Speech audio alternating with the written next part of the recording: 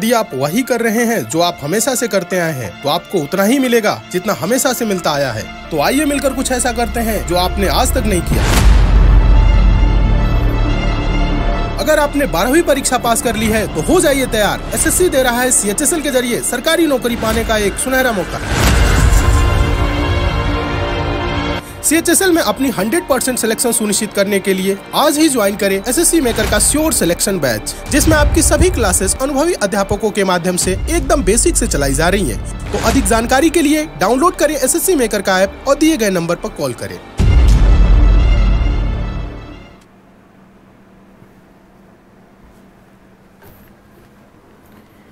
Hello students, good morning everyone. कैसे हो आप सब? मैं मुकेश स्वागत करता हूं आपका एक बार फिर से आपके अपने परिवार एसएससी मेकर पे। तो कैसे हैं आप सब? एक बार कमेंट करके फटाफट से बता दीजिए मेरे को। सभी बढ़िया हैं, एकदम मस्त हैं, बिल्कुल एनर्जेटिक हैं, जोश में है ना? सभी बताइए एक बार फटाफट से। बस तो जैसा कि आपको पता है कि कल हमने प्रोनाउन चैप्टर को ख़त्म कर लिया भाई, ठीक है। तो जिन्होंने भी प्रोनाउन चैप्टर की क्लासेज नहीं देखी हैं वो तीनों क्लास देखो, ठीक है, और प्रोनाउन चैप्टर को कंप्लीट करो भाई। आज की क्लास में हम मोस्ट इंपॉर्टेंट इडियम्स और फ्रेजेस डिस्कस करेंगे जो एसएससी ने अभी तक पूछे हुए हैं, ठीक है। जो एसएससी के प्रीवियस ईयर एग्जाम्स के अंदर जो आए हुए हैं वो इडियम्स और फ्रेजेस हम जो है ना आज डिस्कस करेंगे भाई, ठीक है। तो ध्यान से सुनना है, समझना है, नोट्स बनाते हुए आपको चलना है, ठीक है। तो सभी को अपना ध्यान से समझना है और नोट्स बनाना है भाई, ठीक है। चलिएगा, तो जिसको अगर मान लो आंसर पता है तो आंसर आपको बताना है, नहीं पता है तो आपको जो है ना सीखना है। चलो भाई, सबसे पहला इडियम ये रहा आपकी स्क्रीन पे। आंसर करेंगे सारे बच्चे, सबको आंसर करना है भाई, सबको आंसर जरूर करना है। सारे बच्चे आंसर करेंगे एक बार। सबसे पहला इडियम है to break the ice. To break the ice भाई, यानी कि ये कहना चाह रहा है टू ब्रेक द आइस। इसका मतलब क्या होता है भाई, बताओ एक बार सारे बच्चे। टू ब्रेक द आइस का मतलब क्या होता है? अब आइस तोड़ना भाई, क्या बोल रहा है? आइस तोड़ना। अब ये जो आइस होता है ना, जो आइस, ये होता है रिलेटेड टू पीस, यानी कि शांति, यानी कि चुपचाप से जो बंदा बैठा है ना, तो आइस उसको शो करती है चुप्पी को। आइस किसको शो करती है भाई? चुप्पी को शो करती है, यानी कि जो कुछ भी नहीं बोल रहा उसको शो करती है आइस। अब ये कह रहा है कि उसने ब्रेक कर दी आइस। अब उसने क्या कर दी? आइस को ब्रेक कर दिया। इसका मतलब उसने अपनी चुप्पी तोड़ दी, यानी कि बहुत देर से वो चुप बैठा हुआ था, अब उसने क्या कर दिया? चुप्पी तोड़ दी। अब वो क्या करने लग गया? इसका मतलब क्या है? क्या इसका मतलब डाउट करने लग गया वो? नहीं भाई। इसका मतलब क्या करना लग गया? लड़ाई करने लग गया? नहीं भाई। टू स्टार्ट अ कन्वर्सेशन, इसका मतलब क्या हो गया? क्या उसने बातचीत करना शुरू कर दिया? हाँ जी सर, उसने क्या कर दिया? कन्वर्सेशन करना शुरू कर दिया। क्या करना शुरू कर दिया? कन्वर्सेशन करना शुरू कर दिया। क्या फ्रेंडशिप तोड़ दी? नहीं भाई। तो यानी कि C option is the correct answer. To break the ice का मतलब क्या हो गया? To start a conversation. सभी का क्लियर है? टू स्टार्ट अ कन्वर्सेशन, सभी का क्लियर है ना भाई? चलो भाई आगे बढ़ते हैं। नेक्स्ट है हमारा spread like wild fire. Spread का मतलब होता है फैलना, लाइक वाइल्ड फायर का मतलब होता है जंगल में लगी आग जो होती है ना, वो कैसे फैलती है? जब जंगल में आग लग जाती है तो वो कितनी स्पीड से फैलती है? बहुत स्पीड से फैलती है ना। तो वही कह रहा है ये कि स्प्रेड लाइक वाइल्ड फायर, यानी कि जंगल की आग के जैसे फैलना। अब वो बहुत स्पीड से फैलती है, तो यानी कि कोई भी बात जो बहुत ही ज्यादा स्पीड से फैल जाती है भाई। अब देखो, स्प्रेड रैपिडली, रैपिडली का मतलब होता है बहुत ज्यादा स्पीड से भाई, ठीक है। तो यही इसका करेक्ट आंसर है, ए इज द करेक्ट आंसर भाई। कॉज्ड अ मेजर कंफ्यूजन, क्या कोई मेजर कंफ्यूजन होना? नहीं भैया। Was a wild rumour, rumour का मतलब होती है अफवाह, रूमर का मतलब होता है अफवाह, तो कोई अफवाह भी नहीं है भाई, अफवाह भी नहीं है, ठीक है। Set the nation on fire, set the nation on fire, नहीं भाई, ऐसा कोई मीनिंग नहीं है। यानी कि करेक्ट आंसर हुआ हमारा spread rapidly. Spread rapidly is the correct answer, ठीक है भाई। चलो आगे बढ़ते हैं, नेक्स्ट पे चलते हैं भाई। नेक्स्ट है आपका hard nut to crack. Hard nut to crack भाई, यानी कि एक ऐसा नट है जो हार्ड है भाई। देखो, हार्ड नट टू क्रैक। अब नट आपने देखा होगा, नट आपने देखा होगा, अखरोट टाइप का अखरोट आपने देखा होगा। अब जो है ना वो बाहर से उसके ऊपर शील्ड लगी होती है ना, आपने देखा होगा उसके ऊपर बाहर जो है ना शील्ड लगी होती है। अब कई बार क्या होता है वो बहुत मुश्किल से टूटता है ना, दांत वात भी तोड़ दे लेते हैं कई बच्चे, यानी कि वो बहुत मुश्किल से टूटता है। तो यानी कि हार्ड नट टू क्रैक का मतलब क्या हो गया, कुछ मुश्किल चीज भाई, कुछ आपकी जो है मुश्किल चीज को ये शो करेगा भाई। कुछ किस चीज को शो करेगा, मुश्किल चीज को शो करेगा। तो यानी कि डिफिकल्ट टास्क, यानी कि क्या आपका डिफिकल्ट टास्क, यानी कि मतलब मुश्किलों से भरा हुआ काम, ठीक है, मुश्किलों से भरा हुआ काम। क्या डिफरेंट मैटर, नहीं सर डिफरेंट मैटर भी नहीं है। क्या इम्पॉसिबल टास्क, नहीं भाई, इम्पॉसिबल टास्क और डिफिकल्ट टास्क में फर्क होता है। इम्पॉसिबल टास्क का मतलब होता है कि ऐसा काम जो हो ही ना सके, ऐसा काम जो हो ही ना सके, असंभव हो। लेकिन डिफिकल्ट टास्क का मतलब क्या है, जो हो सके लेकिन थोड़ी मुसीबत आए, थोड़ी आपके प्रॉब्लम आए रास्ते के अंदर, लेकिन वो हो सकता है, ठीक है। तो हार्ड नट टू क्रैक का मतलब इम्पॉसिबल टास्क नहीं होता, डिफिकल्ट टास्क होता है, ठीक है भाई। चलो आ गया सबको समझ में। चलो नेक्स्ट पे बढ़ते हैं भाई। नेक्स्ट है आपका CI2I भाई, CI2I जल्दी से बताएंगे सारे बच्चे, इसका आंसर करेंगे। CI2I जल्दी बताओ भाई, एक बार सबसे पहले खुद कमेंट किया करो, खुद आंसर किया करो, ठीक है। सबसे पहले हमें अपना आंसर बताना है, ठीक है, क्या पता हम सही हो, और गलत भी हो तो हम सीख जाएंगे भाई, सीखने ही आए हैं, ठीक है। CI2I का मतलब क्या होता है बताओ, लाइक, इंटरेक्ट, एग्री या फाइट। लाइक, इंटरेक्ट, एग्री या फाइट। देखो भाई, अगर कोई आपसे आंख से आंख मिला के बात कर रहा है ना, अगर कोई आपसे आंख से आंख मिला के बात कर रहा है, इसका मतलब क्या है, इसका मतलब क्या है भाई, बताना एक बार, इसका मतलब क्या होता है, आप क्या समझते हो, आप क्या समझते हो इसका मतलब। आंखों में आंखें डाल के बात कर रहा है वो आपसे, इसका मतलब क्या होता है। देखो मैं बताता हूं, अगर मान लो एक बॉय है और इधर एक गर्ल है भाई, एक बॉय है, मान लो इसका नाम है राजू, ठीक है, इसका क्या नाम है, राजू नाम है इसका, और एक गर्ल है, इसका नाम है मान लो, इसका नाम है मान लो करिश्मा, इसका नाम क्या है, करिश्मा है भाई, ठीक है। अब ये राजू जो है ना, इस राजू से ये करिश्मा आंख में आंख डाल के बात कर रही है, क्या कर रही है, आंख में आंख डाल के बात कर रही है। तो इसका मतलब क्या है, इसका मतलब ये है कि वो एग्री है, इसका मतलब ये है कि वो जो है ना एग्री हो गई है भाई, ठीक है। तो ध्यान रखना, जब लड़की आपकी आंख में आंख डाल के बात करेगी या लड़का आपकी आंख में आंख डाल के बात करेगा, तो समझ जाना वो जो है ना एग्री है, उसकी तरफ से हाँ है भाई, अदरवाइज नहीं है भाई। आंखें अगर चुरा रहा है या चुरा रही है तो फिर वो उसकी तरफ से हाँ नहीं है, फिर वो आपका पागल बना रहा है, ठीक है। तो ध्यान रखना भाई, ठीक है। अगर आंखों में आंख डाल के बोल रहा है या बोल रही है, फिर हाँ है उसकी तरफ से, अदरवाइज हाँ नहीं है। रख लोगे सारे बच्चे ध्यान, तो आगे से ध्यान रखना भाई। तो लाइक करना, लाइक करने के लिए आंखों में आंखें डालने की जरूरत ही नहीं है भाई, ठीक है। लाइक करने के लिए आंखों में आंखें डालने की जरूरत नहीं है, ठीक है। इंटरेक्ट करने के लिए भी नहीं है भाई जरूरी, ठीक है। तो यानी कि लाइक नहीं, इंटरेक्ट नहीं, फाइट नहीं, एग्री करना, यानी कि हाँ तभी है जब वो आपकी आंखों में आंखें डाल के बात कर रही है या कर रहा है, ठीक है। रख लोगे ध्यान, सभी बच्चों को याद रह जाएगा। चलो नेक्स्ट पे बढ़ते हैं। नेक्स्ट है आपका a drop in the bucket भाई, a drop in the bucket. Bucket का मतलब बाल्टी होती है, बकेट का मतलब क्या होता है, बकेट का मतलब होता है बाल्टी, बकेट का मतलब क्या होता है आपका, बाल्टी होता है भाई। अब उसके अंदर अगर मैं एक ड्रॉप डाल दूं, उसके अंदर मैं एक ड्रॉप डाल दूं, तो इसका मतलब क्या है, इसका मतलब क्या है बताना। तो इसका मतलब क्या है, क्या एज मच एज पॉसिबल है, जितना ज्यादा हो सके, जितना पॉसिबल हो उतना ज्यादा, क्या ये मीनिंग है, नहीं सर ये वाला मीनिंग भी नहीं है। तो इसका मतलब क्या होता है फिर, नथिंग एट ऑल, कुछ भी नहीं, नहीं।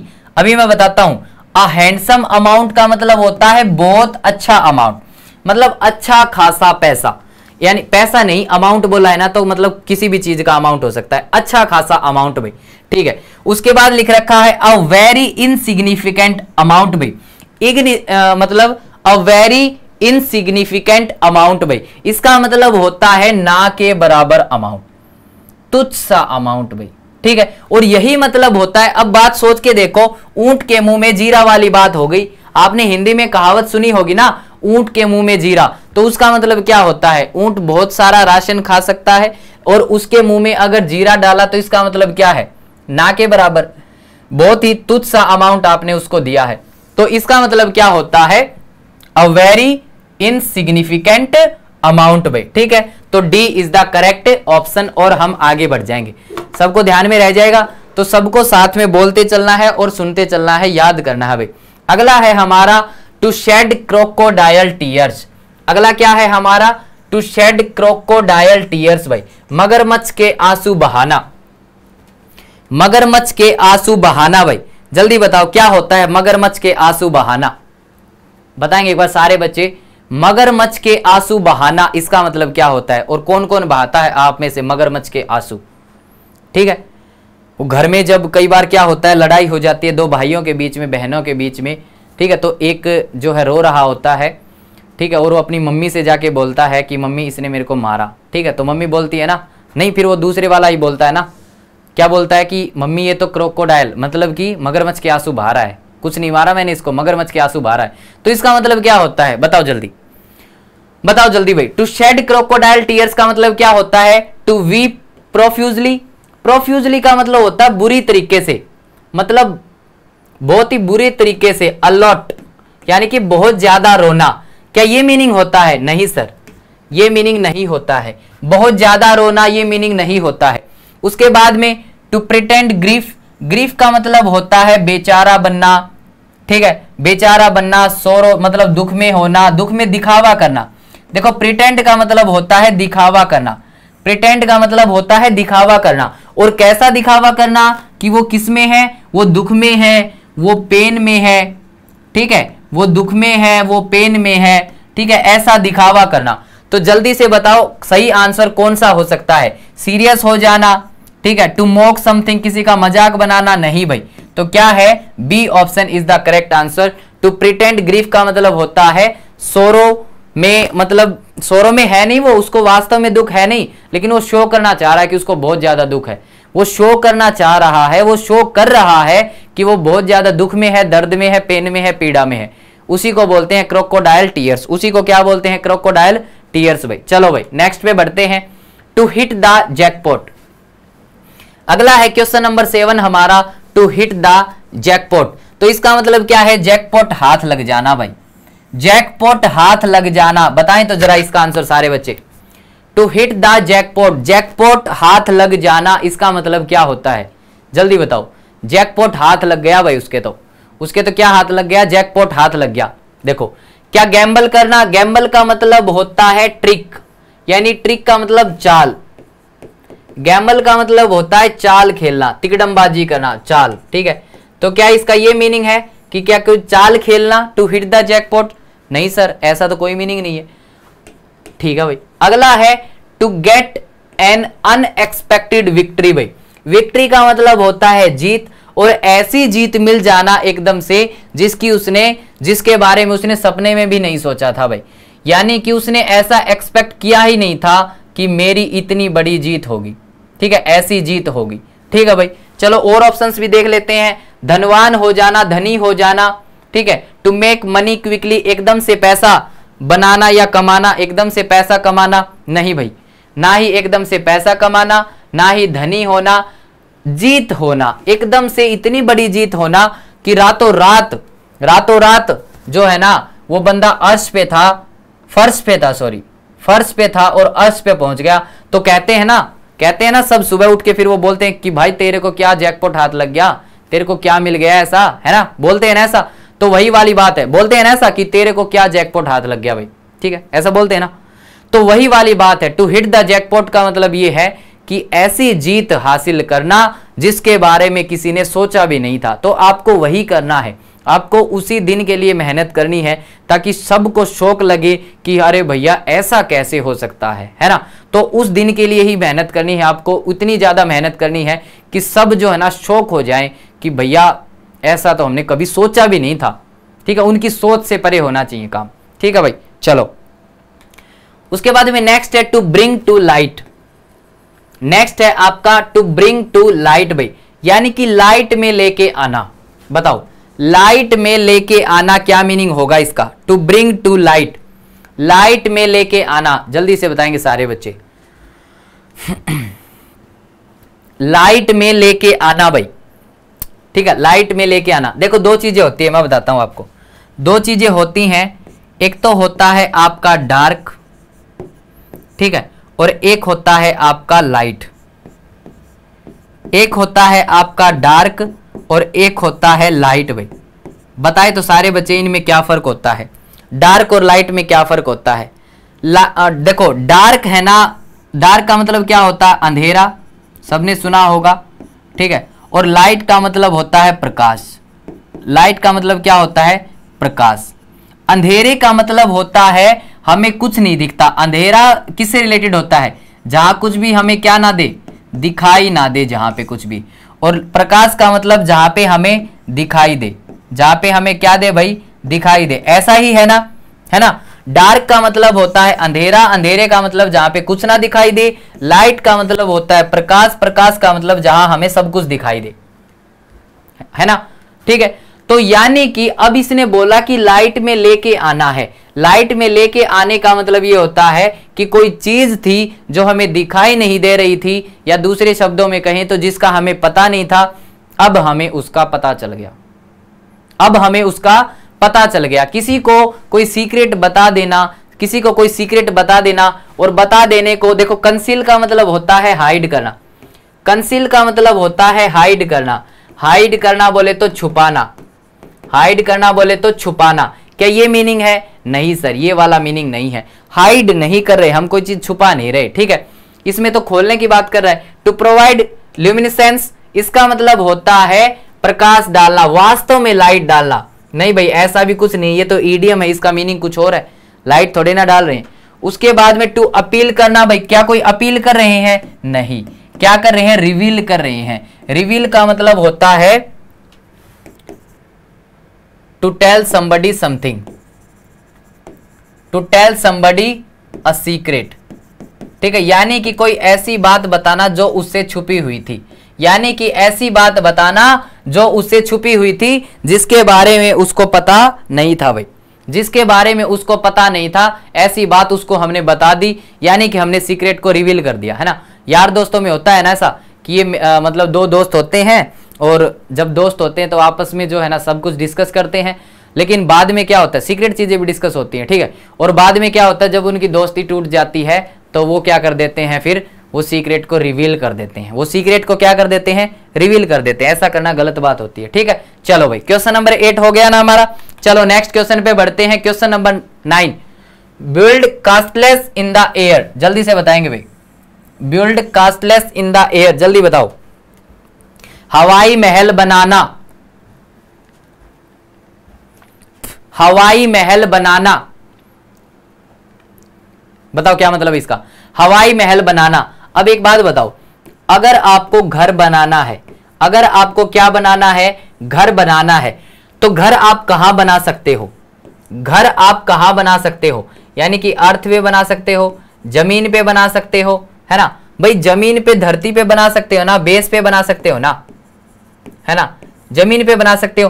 क्या आप आसमान में, एयर में घर बना सकते हो? बताना तो जरा, क्या आप एयर में घर बना सकते हो? Is it possible to make a house in the air? क्या ऐसा करना पॉसिबल है? बताओ, बताओ भाई, किसी ने बनाया है आज तक हवा में महल या घर, कुछ भी बताओ, बनाया है? नहीं ना। तो यानी कि सर ऐसा तो, ऐसा करना तो क्या है? इम्पॉसिबल है। ऐसा करना तो क्या है? इम्पॉसिबल है। अब कोई अगर ऐसा ट्राई भी करे, अब कोई अगर ऐसा करने का ट्राई करे तो क्या वो कर पाएगा? बताओ, क्या वो कर पाएगा? नहीं कर पाएगा सर, ये पॉसिबल ही नहीं है। ये आपका पॉसिबल ही नहीं है। अगर पॉसिबल नहीं है तो आप अपने टाइम को क्या कर रहे हो? बताओ, ऐसा करके आप अपने टाइम को क्या कर रहे हो? वेस्ट कर रहे हो। ऐसा करके आप क्या कर रहे हो? अपने टाइम को वेस्ट कर रहे हो, है ना। अब जैसे बचपन में है ना, सबने शक्तिमान देखा होगा भाई, ठीक है। बचपन में बहुत सारे जो छोटे बच्चे जब उस टाइम पे होते थे हम, तो शक्तिमान देखते थे, है ना। तो फिर क्या होता था, सब ये सोचते थे कि मैं भी शक्तिमान बन जाऊं, है ना भाई। अगर ये बन सकता है जो टीवी में दिखा दिया तो सोचते थे कि चलो हम भी बन जाए, ठीक है, तो हम ट्राई करते थे। अब एक बात बताओ, क्या ऐसा पॉसिबल था, क्या कोई बना आज तक? है आप में से कोई एक ऐसा जो शक्तिमान बनने की जिसने ट्राई की और वो बन के दिखा दिया हो? एक आध बार कहीं हवा में लहरा गया हो, गिर जरूर गया होगा वैसे लहरा के, ठीक है, चोट वगैरह जरूर खाली होगी, लेकिन बन नहीं पाया होगा, है ना।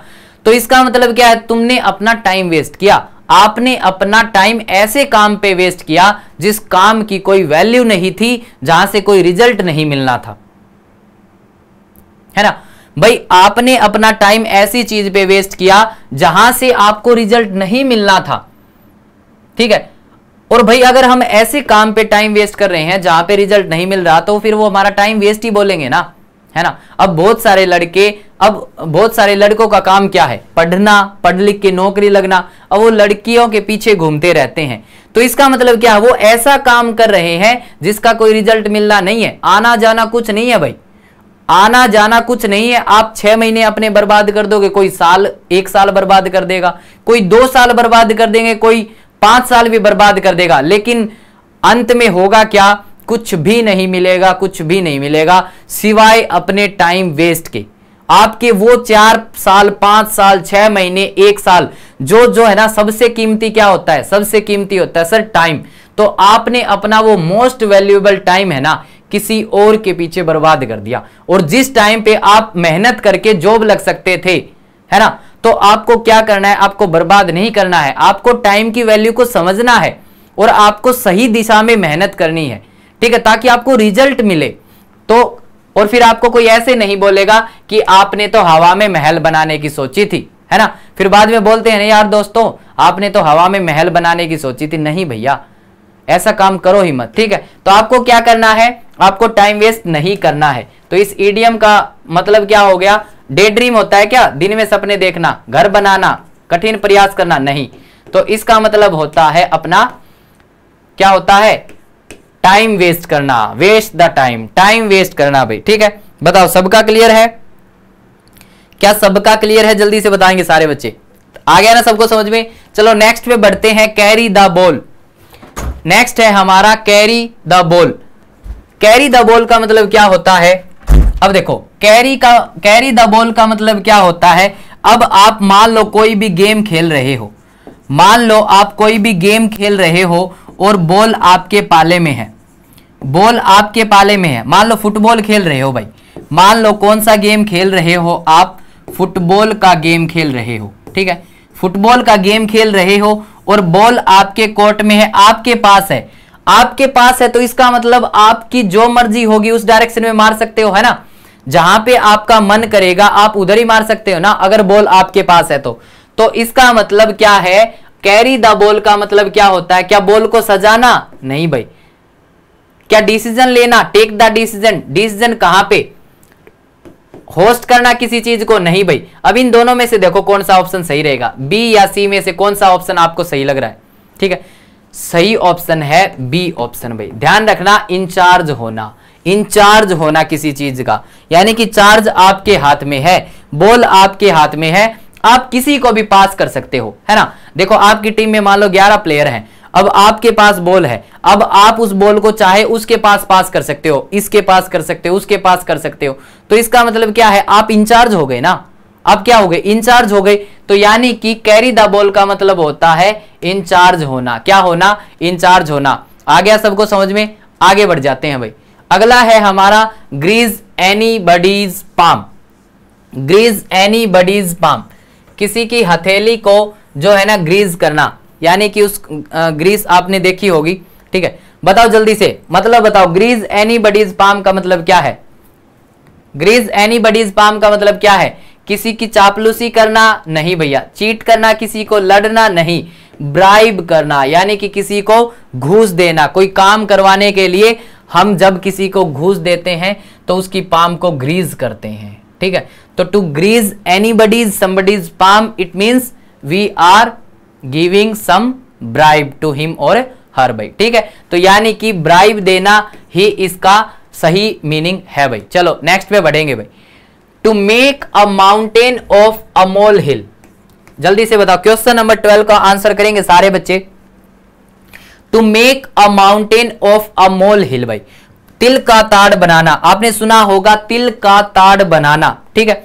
अब एक तिल है छोटा सा और उसका आपने ताड़ बना दिया भाई, उसका आपने क्या बना दिया, ताड़ बना दिया। तो इसका मतलब क्या है कि बात तो छोटी सी थी, इसका मतलब क्या है, बात तो छोटी सी थी। राई का पहाड़ बनाना, ऐसा भी सुना होगा, तिल का ताड़ बनाना, राई का पहाड़ बनाना, ऐसा तो सुना होगा ना, वही होता है इसका मतलब। यानी कि to make advantage of a small thing, नहीं भाई, कोई फायदा उठाने की बात हो ही नहीं रही है, कोई फायदा उठाने की बात नहीं हो रही है। To give great importance to little things, अब देखो ध्यान से, to give great importance to little things, little का मतलब होता है न के बराबर, लिटिल का मतलब होता है न के बराबर। तो ध्यान से सोच के देखो, क्या यही मीनिंग आ रहा है कि वो ऐसी बातें जो ना के बराबर थी उनको आप इतना ज्यादा इंपॉर्टेंस दे रहे हो जिस इंपॉर्टेंस के लायक वो थी नहीं भाई, ठीक है, जिस इंपॉर्टेंस के लायक वो थी नहीं, आपने उसको इतना ज्यादा इंपॉर्टेंस दे दिया, ठीक है। तो ध्यान रखना, B is the correct option, B is the correct option. मुसीबत में पड़ जाना नहीं भाई, मुसीबत में पड़ जाना नहीं भाई, ठीक है, आई बात समझ में, तो B is the correct option. Next चलते हैं, hand in glove, hand in glove भाई, जल्दी करेंगे सारे बच्चे आंसर इसका। देखो जो हाथ होता है आपका हाथ, और जो ग्लोव्स होते हैं ना आप हाथ में पहनते हो, तो कितना गैप रह जाता है, एक बात बताओ, हाथ और ग्लोव्स के बीच में कितना गैप रह जाता है? जब आप हाथ में ग्लोव पहनते हो तो कितना गैप रह जाता है बताओ तो? बिल्कुल भी गैप नहीं रहता ना। तो इसका मतलब क्या है, इसका मतलब क्या है, बिल्कुल भी गैप नहीं है, यानी कि बहुत ही ज्यादा क्लोज रिलेशनशिप है, बहुत ही ज्यादा क्लोज रिलेशनशिप है, बिल्कुल भी गैप नहीं है। तो यानी कि इन अ क्लोज रिलेशनशिप भाई, A is the correct option. Non cooperative नहीं भाई, क्रिटिकल होना, बैड टर्म्स होना नहीं, A is the correct option. In close relationship, बहुत ही ज्यादा गहरे संबंध होना, बहुत ही ज्यादा जो है ना क्लोज रिलेशनशिप होना भाई। चलो नेक्स्ट पे बढ़ते हैं। To add fuel to the fire, to add fuel to the fire, आग में घी डालना, सुना होगा आपने, आप सब ने सुना होगा, आग में घी डालना, ये हिंदी में मतलब होता है इसका, आग में घी डालना, और इंग्लिश में इसको बोलते हैं to add fuel to the fire. अब जैसे आग है, उसमें आपने फ्यूल डाल दिया, अब वो आग तो बहुत ज्यादा भड़क जाएगी ना। अब आग पहले ही लगी हुई थी, आपने उसमें जाके पेट्रोल डाल दिया, तो आग का क्या होगा, बढ़ेगी कि घटेगी? सर बढ़ेगी। तो इसका मतलब क्या होता है, टू मेक मैटर्स ब्राइट, ऐसा होता है क्या, बताओ जल्दी। ठीक है, अब देखो जैसे मान लो कोई लड़का था, कोई लड़का था, क्या नाम था उसका, राजू था, क्या नाम था उसका, राजू था। अब वो बेचारा सैड बैठा हुआ था, वो क्या बैठा हुआ था, अकेला घर पे सैड बैठा हुआ था। अच्छा, सैड बैठने का रीजन क्या था कि उसका क्या हो गया, ब्रेकअप हो गया भाई, उसका क्या हो गया, ब्रेकअप हो गया, ठीक है, इस वजह से वो सैड बैठा था। अब उसका एक दोस्त आया श्याम, अब उसका दोस्त आया श्याम, उसको इस बात का पता नहीं है, उसको इस बात का पता नहीं है कि राजू सैड क्यों बैठा है, ठीक है। वो राजू के घर पे आया, और घर पे आके उसने राजू को आते ही एक बोला कि भैया एक खुशखबरी है। अब श्याम ने आते ही राजू को बोला कि राजू एक तेरे लिए, आपके लिए एक खुशखबरी है। वो बोला क्या खुशखबरी है, खुशखबरी ये है कि मेरी जो है ना एक न्यू जीएफ बन गई है, यानी कि किसकी, श्याम की भाई। तो अब बात सोच के देखो, वो बेचारा पहले ही उदास था और उसने उस मतलब किसी का जिक्र करके और उसको और ज्यादा उदास कर दिया। तो इसका मतलब क्या था, इसका मतलब क्या था, एक सिचुएशन पहले से ही खराब है, एक सिचुएशन पहले से ही खराब है और उसको तुमने और ज्यादा खराब कर दिया भाई, तुमने उसको और ज्यादा खराब कर दिया। तो मैटर्स ब्राइट नहीं भाई, कंक्लूजन पे आना नहीं, ऐसा नहीं है। रिवोल्ट करना, रिवोल्ट का मतलब होता है पूरा चेंज कर देना, ठीक है, आंदोलन करके पूरा चेंज कर देना, नहीं ऐसा भी नहीं है। टू कॉज एडिशनल एंगर, यानी कि और ज्यादा, पहले ही कोई गुस्से में था, पहले ही कोई गुस्से में था और आपने उसको और ज्यादा गुस्से में कर दिया, क्या ऐसा ही है? हाँ जी सर, यही मीनिंग है इसका, यही मीनिंग है, और आगे बढ़ जाएंगे। Selling in the same boat, next है हमारा selling in the same boat भाई। सेल करना मतलब जो ये बोट समुद्र के अंदर जाती है ना, पानी के अंदर, इसको सेलिंग बोलते हैं, इसको क्या बोलते हैं, सेलिंग बोलते हैं। Selling in the same boat का मतलब बताओ।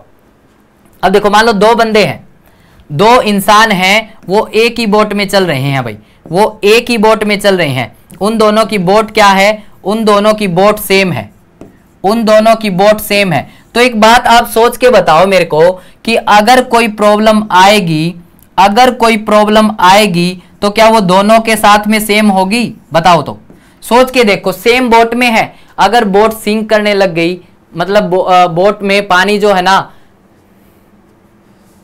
यानी कि अगर बोट जो है ना डूबने लग गई तो भी दोनों के लिए प्रॉब्लम है ना। यानी कि कोई भी प्रॉब्लम होगी ना तो वो दोनों के लिए सेम ही होगी। तो इसका मतलब क्या है? Sailing together in the same boat? नहीं भैया। शेयरिंग द फाइनेंशियल और सोशल कंडीशन? नहीं, ऐसा भी कोई बात नहीं है। Getting rid of the difficult situation? Problem से छुटकारा पाना। गेटिंग रिड ऑफ का मतलब होता है छुटकारा पाना, क्या ऐसा मीनिंग है? नहीं, ऐसा भी मीनिंग नहीं है।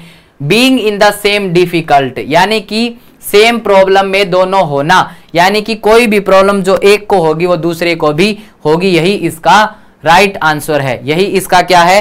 राइट आंसर है। बताओ तो, सबको समझ में आया? तो selling in the same boat का मतलब होता है being in the same difficult. अब ब्राउन स्टडी का मतलब क्या होता है बताएंगे सारे बच्चे? अब ब्राउन स्टडी का मतलब क्या होता है? एक बार सारे बच्चे कमेंट करके जल्दी से बताएंगे। अब ब्राउन स्टडी का मतलब क्या होता है? जल्दी बताओ भाई।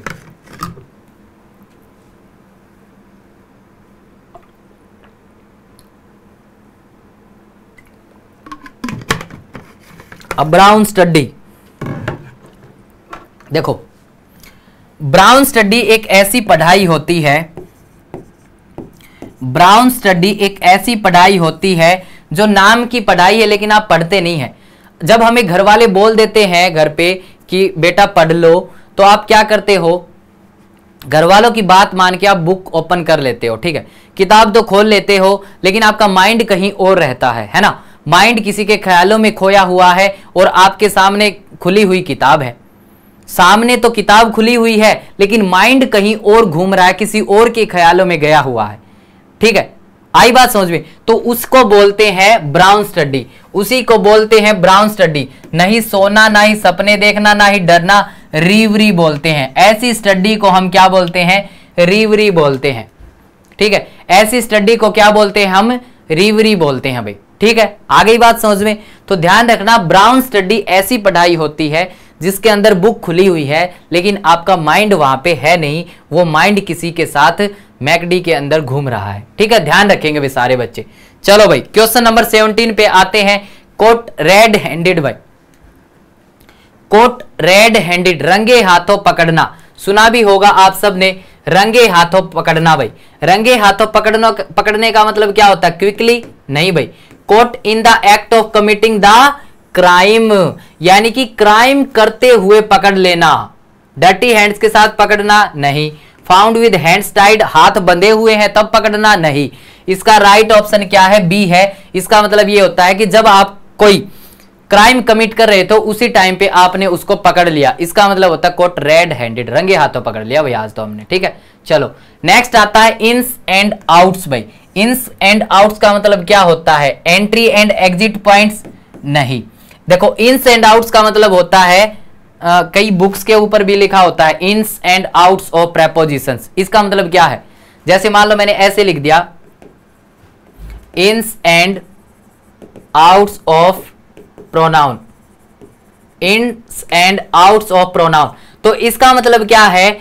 इन्स एंड आउट्स का मतलब होता है फुल डिटेल। क्या होता है? फुल डिटेल होता है, ध्यान रखना। ना ही एंट्री एग्जिट टैक्टिकल मूव्स, नहीं। Complexity of character? नहीं भाई। कॉम्प्लेक्सिटी ऑफ कैरेक्टर का मतलब होता है कैरेक्टर मिनट मिनट में चेंज हो जाता है। कईयों का कैरेक्टर ही समझ में नहीं आता, एक मिनट में उसका रोल चेंज हो जाता है, बार बार वे रोल चेंज कर लेते हैं, ठीक है। तो उसको कॉम्प्लेक्स हो जाता है उसके कैरेक्टर को समझना, ठीक है। चलो नेक्स्ट पे बढ़ते हैं। नेक्स्ट है हमारा keep body and soul together भाई। बॉडी को और आत्मा को, सोल को साथ में रखना, बताओ क्या होता है इसका मतलब? इसका मतलब क्या होता है?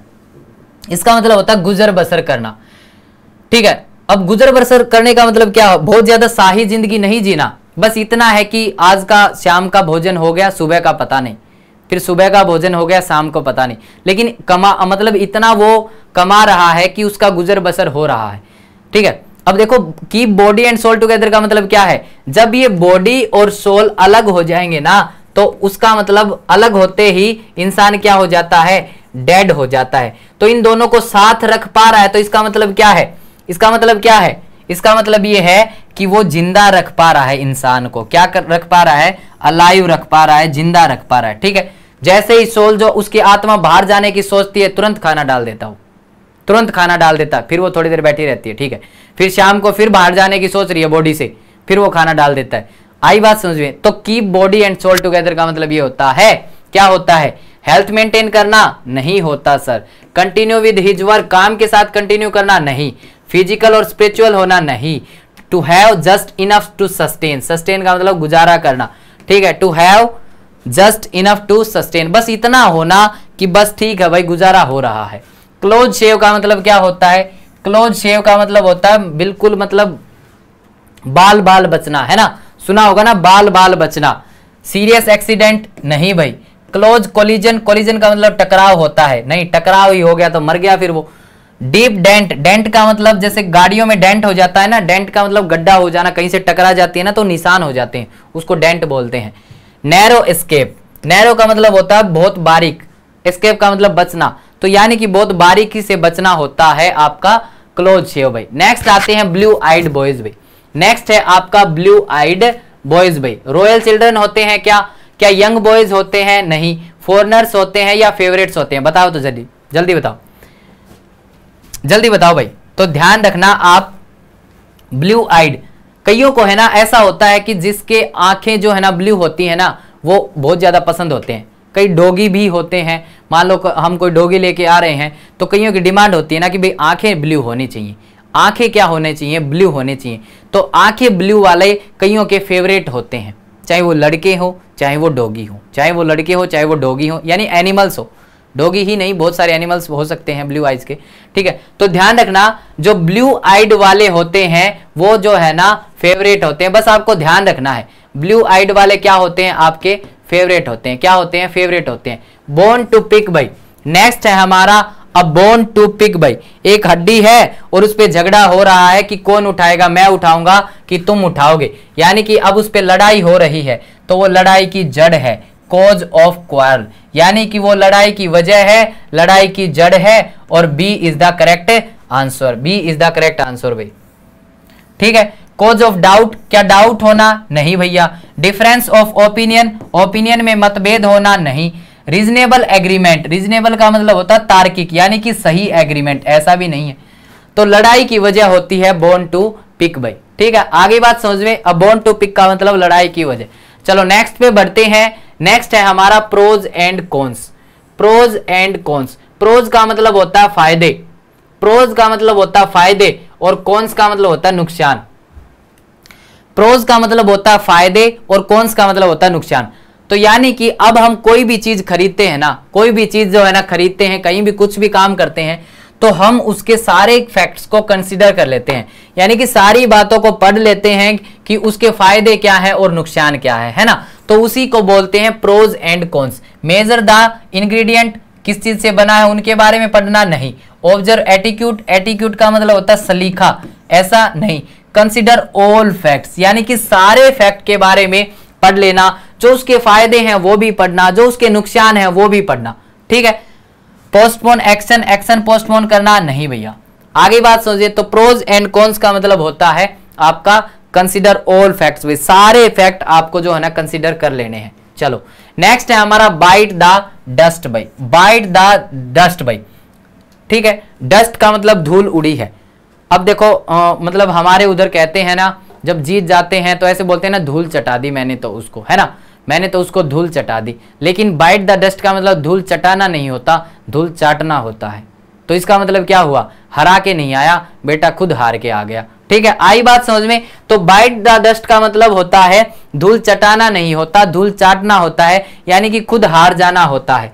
ठीक है, तो टू सफर अ डिफीट भाई, हार जाना, क्या कर जाना, हार जाना भाई। ठीक है, तो ध्यान रखेंगे इस बात का, कभी जोश जोश में बोल दो कि धूल चटाना, हरा देना, नहीं, हार जाना।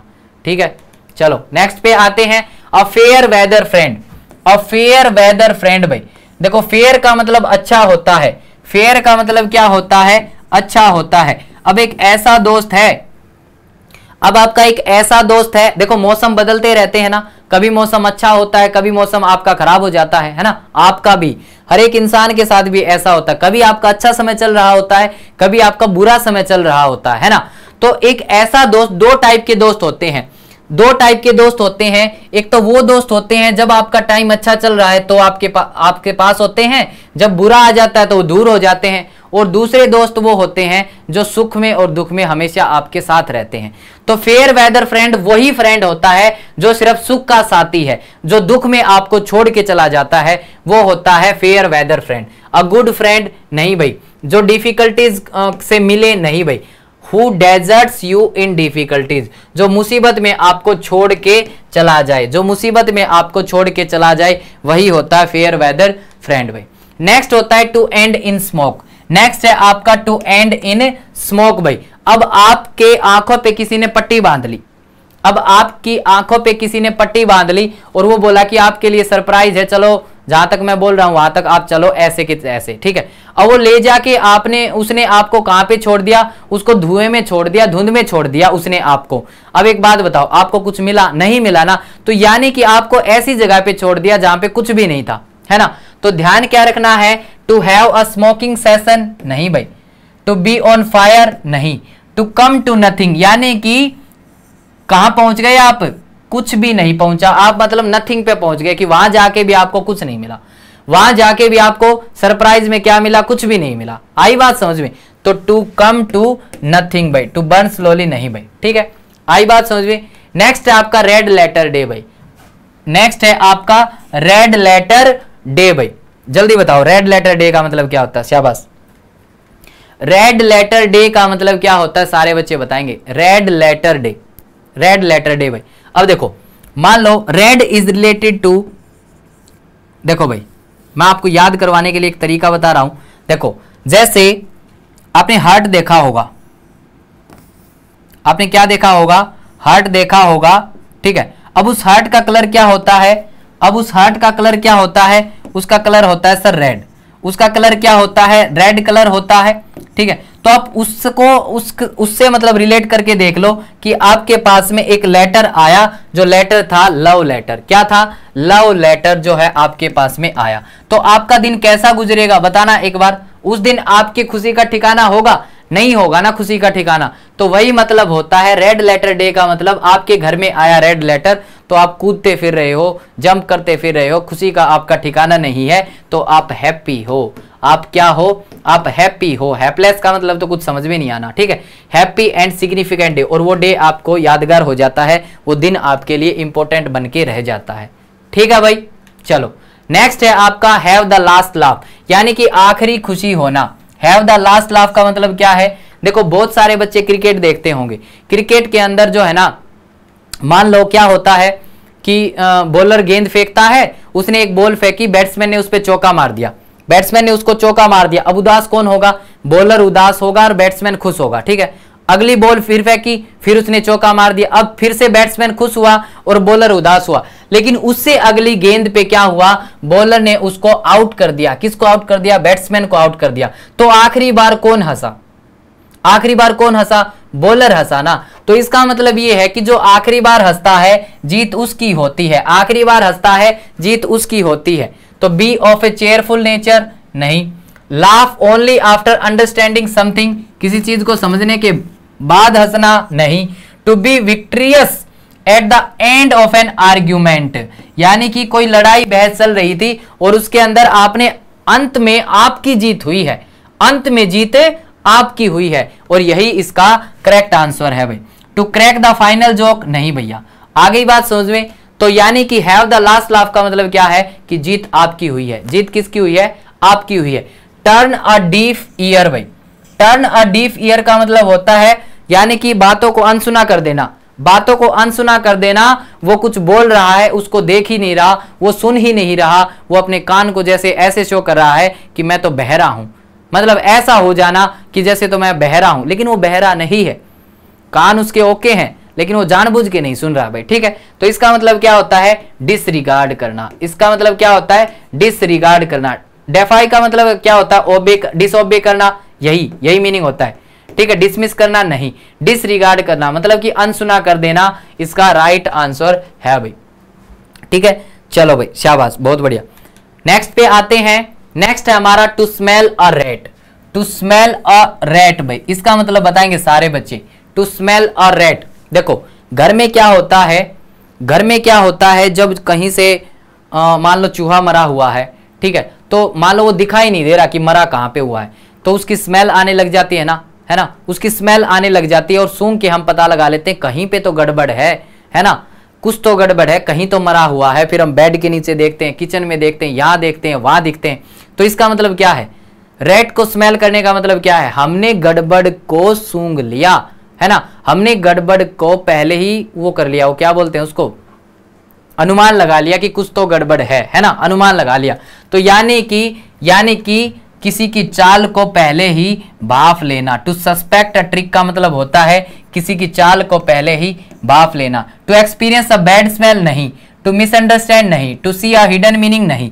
तो to suspect a trick, trick का मतलब होता है चाल, यानी कि किसी की चाल को पहले ही भांप लेना कि अच्छा ये हो सकता है, मतलब कि वो मेरे साथ में ये कर सकता है ना। चलो अगला है go through fire and water. Fire and water से जाना। अब बताओ फायर भी खतरनाक होती है ना, आपको पता है कि फायर आपके लिए क्या होती है, डेंजरस होती है अपनी पे आ जाए तो, और वाटर भी आपके लिए क्या होता है, डेंजरस होता है ना। आग और पानी दोनों डेंजरस होते हैं, है ना, आग और पानी दोनों डेंजरस होते हैं भाई। ठीक है, तो यानी कि दोनों डेंजरस हैं। तो अप्रोच एवरीबडी फॉर हेल्प नहीं। अवेल हिमसेल्फ, अवेल का मतलब फायदा उठाना, प्रोनाउन में पढ़ा था। एनी अपॉर्चुनिटी का फायदा उठाना नहीं। यूज एनी कंसीवेबल मेथड, ठीक है, कंसीवेबल का मतलब होता है पॉसिबल मेथड यूज करना, ऐसा भी नहीं है। अंडरगो एनी रिस्क, यानी कि किसी भी रिस्क में से वो जाने के लिए तैयार है, यानी कि चाहे आग हो या पानी, he is ready to go. ठीक है, चलो भाई नेक्स्ट है आपका एन ओपन बुक भाई, खुली किताब बनना बहुत अच्छा है और बनना भी चाहिए इंसान को। खुली किताब का मतलब होता है जैसा अंदर वैसा बाहर, जैसा अंदर वैसा बाहर, या फिर जैसा बाहर वैसा ही अंदर भाई। ठीक है, कुछ छुपा हुआ नहीं है, कोई सीक्रेट नहीं छुपा हुआ भाई उसका। ठीक है, तो यानी कि बिल्कुल ओपन है भाई, यानी कि उसके पास कोई सीक्रेट उसने छुपा नहीं रखे भाई। तो यानी कि उसके पास कोई सीक्रेट नहीं है। अनकॉम्प्लिकेटेड वन नहीं, एग्जाम्पल टू ऑल नहीं, इंटरेस्टिंग बायोग्राफी नहीं। तो यानी कि कोई सीक्रेट नहीं होना is the correct option, correct answer भाई। ठीक है, आई बात समझ में। चलो आगे बढ़ जाते हैं। अगला है हमारा एनएक्स टू ग्रिंड। ये तो बहुत सुना होगा भाई आपने, एनएक्स टू ग्रिंड, और बहुत ज्यादा इंपॉर्टेंट भी है। यानी कि क्या होता है, एनएक्स टू ग्रिंड का मतलब होता है लालच देके काम निकलवा लेना।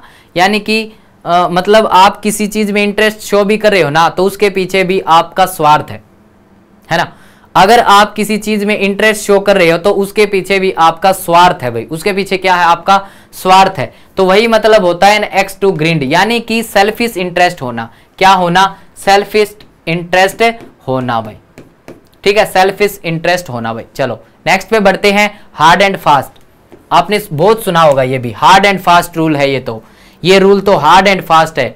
तो इसका मतलब क्या है, बहुत ज्यादा स्ट्रिक्ट है भाई। इसका मतलब क्या है, बहुत ज्यादा स्ट्रिक्ट होना, बहुत ज्यादा स्ट्रिक्ट होना होता है हार्ड एंड फास्ट रूल भाई। ठीक है, चलो उसके बाद है ऑल एट सी भाई। ऑल एट सी का मतलब बताएंगे सारे बच्चे, ऑल एट सी। देखो मान लो आप है ना समुद्र में चले जाओ, समुद्र में जाके आपको बीच में खड़ा कर दिया जाए, आपको बीच में खड़ा कर दिया जाए, तो आप बता सकते हो कि आपका जो है ना कौन किस साइड है, क्योंकि उस वहां पे जाके आपको क्या दिखेगा, वहां पे जाके आपको क्या दिखेगा, बहुत दूर दूर तक चारों तरफ पानी ही पानी दिखेगा। आपसे अगर पूछ ले आपका घर किस साइड है बताना, समुद्र के बीच में जाके आपसे कोई पूछे कि आपका घर किस साइड है, बता पाओगे नहीं ना, आप कंफ्यूज हो जाओगे कि मैं हूं कहां पे। तो यानी कि समुद्र में जाके आप क्या हो जाओगे, पजल हो जाओगे। क्या हो जाओगे, पजल हो जाओगे। क्या जीत जाओगे, नहीं भाई, पजल हो जाओगे। ठीक है, क्या हो जाओगे, पजल। आप जो है ना समुद्र के बीच में जाके हो जाओगे भाई। ठीक है, तो ये आज के लिए जो है ना ईडियम हम आपके लिए लेके आए थे, बहुत ज्यादा इंपॉर्टेंट ईडियम है और इनको आप सबको नोट कर लेना है, सीरियस होके पढ़ना है। और जिन्होंने पीछे की क्लास नहीं देखी, प्रोनाउन नहीं देखा, बेसिक्स की वीडियो नहीं देखी इंग्लिश की, तो वो आप सब लोग देख के आएंगे भाई। ठीक है, तो सारे बच्चे वो वीडियोस देख लेना, हमने जो है ना 3 चैप्टर कंप्लीट कर लिए हैं, नाउन, एडजेक्टिव और प्रोनाउन भाई। तो तीनों चैप्टर आप कंप्लीट कर लो सीक्वेंस से, मतलब वीडियोस को देखो भाई, पहले फर्स्ट, फिर सेकंड, फिर थर्ड, फिर फोर्थ, ऐसे करके। ठीक है, ठीक है भाई। और जिन बच्चों ने जो है CHSL का फॉर्म नहीं भर रहा है, फॉर्म भर दो भाई, तैयारी शुरू कर दो। आपके 100% सफलता के लिए जो है ना बैच चलाया जा रहा है, जिसकी फीस मात्र 299 रुपए है भाई, मात्र 299 जिसकी फीस है। पूरा बिल्कुल डिटेल से पढ़ाया जाएगा आपको, वीडियो कोर्स है, क्लास नोट्स, एक्सपर्ट फैकल्टी है और डाउट सेशन, सब कुछ होगा भाई, सब कुछ होगा। आपको करना क्या है, SSC मेकर की ऐप डाउनलोड करनी है, डिस्क्रिप्शन में लिंक दे रखा है, वहां से आप SSC मेकर की ऐप को डाउनलोड कर सकते हैं और वहां से आप इस कोर्स को बाय कर सकते हैं। अगर फिर भी कोई प्रॉब्लम आ रही है तो दिए गए नंबर पे आप जो है ना संपर्क करके पूछ सकते हैं, प्रॉब्लम को बता सकते हैं। CRPF की तैयारी करने वालों के लिए भी बैच चल रहा है। CGL की तैयारी करने वाले बच्चे ध्यान से सुन लो भाई, CGL की तैयारी करने वाले बच्चों के लिए भी बैच चल रहा है, संकल्प बैच। जो सारे बच्चे इस बैच से जुड़ जाएं, जो भी excise inspector, income tax inspector और बड़ी बड़ी पोस्टों पे लगना चाह रहे हैं, वो इस बैच से जुड़ जाएं भाई। ठीक है, यूपी पुलिस के लिए भी बैच आपका जो है ना चलाया जा रहा है भाई। ठीक है, और रोज शाम को 8 बजे अजय सर की क्लास होती है। जिनको मैथ्स और रीजनिंग बिल्कुल ये लगता है कि हमें तो आ ही नहीं सकता, एक बार क्लास लेके देखो, अगर आपको मजा ना आए तो कहना भाई। ठीक है, अगर आपको मजा ना आए तो कहना। रोज शाम को 8 बजे ये क्लास होती है, एकदम बेसिक से होती है भाई। ठीक है, ठीक है भाई। इंस्टाग्राम पे आप फॉलो कर सकते हो, कोई भी पर्सनल डाउट है, क्यूरी है, आप भेज सकते हो। फेसबुक पे फॉलो कर सकते हो। जिनके पास यूट्यूब से लिंक मतलब नोटिफिकेशन नहीं जाता क्लास का, वो टेलीग्राम पे फॉलो कर ले। हमें सारे बच्चे वो टेलीग्राम पे फॉलो कर लें भाई। ठीक है, ट्विटर पे फॉलो कर सकते हो, ये यूट्यूब का लिंक है। ठीक है भाई, आई बात समझ में। तो आज हमने इडियम्स और फ्रेजेस किए हैं। जिन भी बच्चों ने वीडियो को लाइक नहीं किया है, अगर सेशन पसंद आता है तो एक बार सारे बच्चे अभी के अभी वीडियो को लाइक करेंगे, अभी के अभी सारे बच्चे वीडियो को लाइक करेंगे और अपने यार दोस्तों में शेयर भी करेंगे। जो नए हैं चैनल पे, वो चैनल को सब्सक्राइब करना नहीं भूलना है। दूसरी बात आपको ये ध्यान में रखनी है कि आपको रेगुलर बेसिस पे क्लास में आना है, क्योंकि इंग्लिश एक लैंग्वेज है, चैन से चैन जुड़ी हुई है। मैं बार बार यही बात बोलता हूँ। ठीक है, बार बार यही बात बोलता हूं कि इंग्लिश एक लैंग्वेज है, चैन से चैन जुड़ी है। आप कल की क्लास देखोगे, फिर आज की देखोगे, ऐसे पढ़ते जाओगे ना, तभी आपको मजा भी आएगा, समझ में भी आएगा। ठीक है, बस मन में डरना नहीं है। इंग्लिश कोई तोप नहीं है भाई। ठीक है, तोप नहीं है, इंग्लिश भी एक लैंग्वेज है और लैंग्वेज को बहुत आसानी से सीखा जा सकता है। बस आप मेरे साथ रेगुलर आपको जुड़ना है, आपके सिलेक्शन की जिम्मेवारी मेरी है भाई। ठीक है, तो सारे बच्चे वीडियो को लाइक कर दो। क्लास खत्म होने के बाद फीडबैक जरूर दिया करो कि क्लास कैसी रही, सर कैसा रहा। कोई भी आपका पर्सनल सजेशन है, डाउट है, क्यूरी है, कमेंट बॉक्स में कर सकते हो, आपको रिप्लाई मिलेगा भाई। ठीक है, तो फिर आज के लिए इतना ही रखते हैं। फिर मिलते हैं कल सुबह 9:30 बजे नए जोश के साथ में, नए जुनून के साथ में। Thanks everybody, bye bye.